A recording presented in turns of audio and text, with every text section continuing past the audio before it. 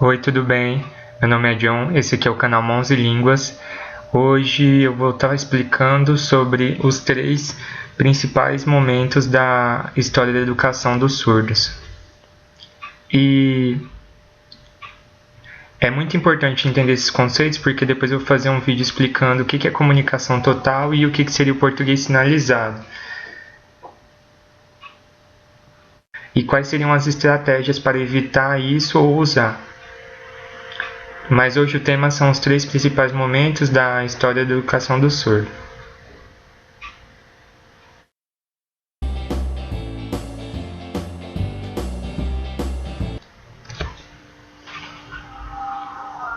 O primeiro momento, ele aconteceu há muito tempo atrás, que no caso é o oralismo. Então, no passado, as pessoas pensavam que para haver um desenvolvimento da linguagem, era necessário que a pessoa falasse, que ela se expressasse oralmente. E assim aconteceu que as pessoas encaravam os surdos com um senso de falta de pensamento, pensavam que o surdo não conseguia atingir esferas abstratas de pensamento, isso há muito tempo atrás. Então eles pegavam as crianças surdas, os surdos em geral, e tentavam ensinar a língua oral, a partir da oralização. E também houve o Congresso de Milão, né, em 1880, e esse foi um dos piores momentos assim, na história do ensino de surdos, porque no Congresso de Milão foi decidido que a língua de sinais devia ser banida e que não haveria mais um ensino tentando usar sinais, somente o ensino oral. E isso foi um retrocesso para a história dos surdos, né, para o ensino com surdos.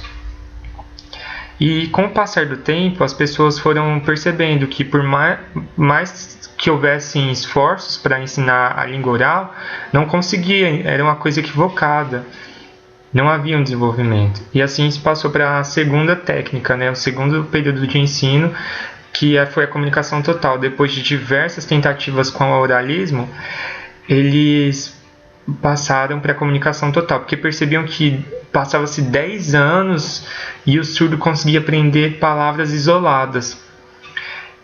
Às vezes 10 palavras, 20 palavras, e se você comparasse com uma criança ouvinte, com 10 anos ela já havia desenvolvido diversas esferas da vida, então disciplinas como matemática, português, história, geografia, também questões de educação, né, ética.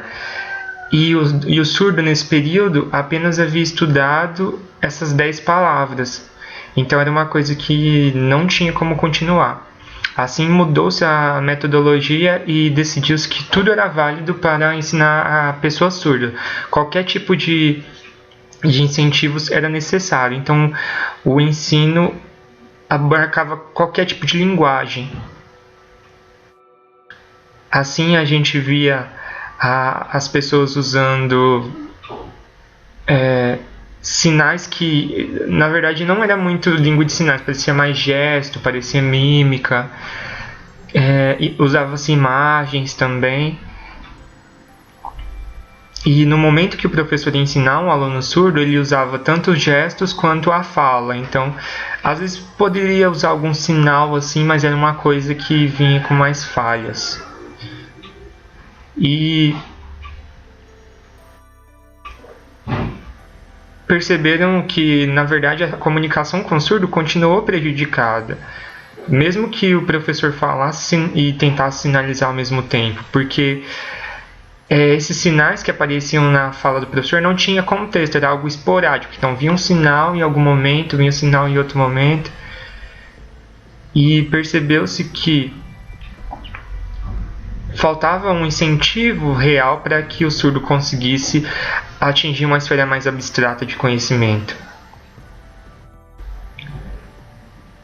E a coisa mais marcante que aconteceu foi em um momento que eles pegaram os professores que usavam a comunicação total e falou, pode ensinar usando essa comunicação total, que enquanto vocês fazem isso a gente vai te filmar. E aí combinaram, filmaram os professores e depois eles pegaram, colocaram os professores para assistir essas filmagens, mas tiraram o áudio. Então eles só viam aqueles sinais, aqueles gestos truncados que eles viam e não conseguiam entender nada do que haviam falado. Então pensou-se, se o professor que está sinalizando, que está tentando usar essa comunicação total não conseguir entender, imagina o surdo que não ouve, que tem um acesso mais visual. Então mudou-se a metodologia. E aí nós chegamos no terceiro momento, que é o bilinguismo, que é o momento principal, que após diversas pesquisas, que principalmente do Stokoe, acho que o sinal dele é esse, porque ele descobriu, né, depois de diversas pesquisas, que as línguas de sinais tinham estruturas que eram, se vocês comparassem com as línguas orais, eram estruturas análogas. Então conseguia dizer que, por exemplo, a questão da fonologia, sintaxe, a questão da semântica, haviam nas línguas de sinais também, havia na língua de sinais também. E ele falou, é uma língua natural, também são línguas naturais. E permite que o surdo se desenvolva a partir dessas línguas, que consiga adquirir linguagem. E assim os profissionais começaram a entender que o bilinguismo era uma via que daria mais sólida, uma via mais certa. E aí mudou-se, né? E hoje é mais disseminado, hoje temos leis, temos diversos projetos, programas, e ao redor do mundo, né, a língua de sinais, elas se propagaram. E hoje o surdo tem acesso, né, direto, ele tem o direito à acessibilidade e ao uso das línguas de sinais. É algo do surdo, né, algo que ele se expressa com mais naturalidade. Então esse foi o vídeo de hoje, né? Eu expliquei de forma assim sucinta os 3 momentos do ensino com surdo. Espero que vocês tenham gostado. Se vocês gostou, já sabe, né? Dá um joinha, dá um like no vídeo, deixa as opiniões nos comentários e compartilha nas redes sociais.